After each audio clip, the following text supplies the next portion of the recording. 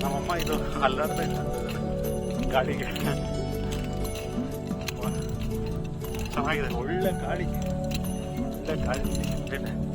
ಅಲ್ಲಿ ಕೆಳಗಡೆ ಫುಲ್ಲು ಸೆಕೆ ಆಗ್ತಾಯಿದೆ, ಮೇಲೆ ಒಳ್ಳೆ ಗಾಳಿ ನೋಡಿ. ಉಯ್ ಶೇಕ್ ಆಗ್ತಾಯಿದೆ,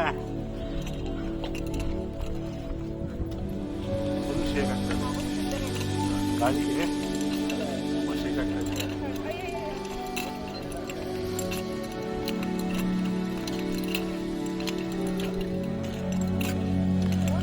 ತುಂಬ ಚೆನ್ನಾಗಿದೆ.